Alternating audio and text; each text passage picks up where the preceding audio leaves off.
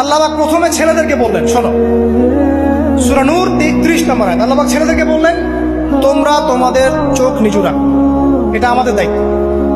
প্রত্যেকটা ছেলের দায়িত্ব বেগানা মেয়েকে দেখলে চোখটা কি করবে? নিচু। তাহলে আপনি সিডিউসড হবেন, এক কথা।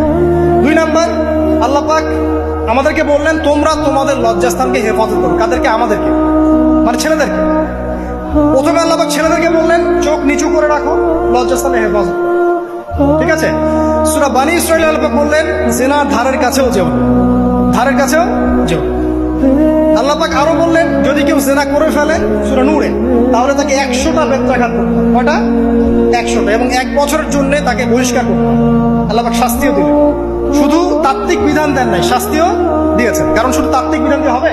আমি যদি ওয়াজ করে বেড়াই, ভাই মদ খায় না, মদ খায় না, কোনো শাস্তি না অ্যাপ্লাই করি, তাহলে কি মদ ছাড়বে মানুষ? আমরা যদি বলি হত্যা করা মহাপাপ, মহাপাপ, দুর্নীতি করা মহাপাপ, মানুষ দুর্নীতি ছাড়বে? ছাড়বে না, যতক্ষণ না শাস্তি নিশ্চিত করা যাচ্ছে। আল্লাহ পাক তাত্ত্বিক কথা শুধু বললেন না, শাস্তিও নিশ্চিত করলেন। তারপর আল্লাহ পাক আরো বললেন, যদি বিবাহিত কোনো ব্যক্তি ব্যভিচার করে, তাহলে তাকে রজম করতে হবে, মাটিতে পুঁতে তাকে পাথর নিক্ষেপ করে হত্যা করবে। ঠিক আছে? শাস্তি।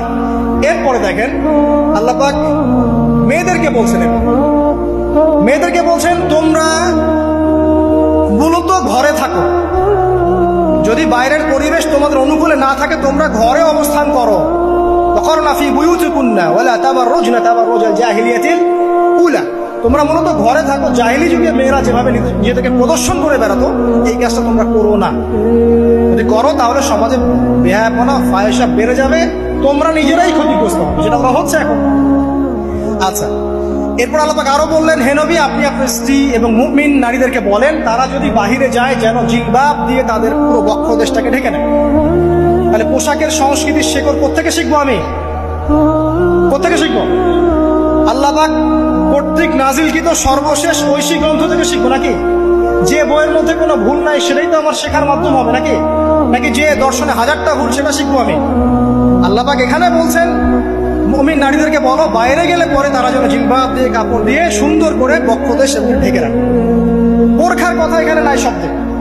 ঠিক আছে? ঢেকে রাখা ঢিলে ঢালা পোশাকের কথা এসেছে। আচ্ছা, আসেন, আল্লাহ পাক আরো বললেন যে তোমরা অমুক অমুক অমুক অমুক, যেমন আপনার বাবা, আপনার ভাই, আপনার এই যে সন্তান, এই যে মাহারাম যারা আছে, এদের সামনে ছাড়া অন্যদের সামনে যখনই যাবে, তোমরা কিন্তু হিজাব অবলম্বন।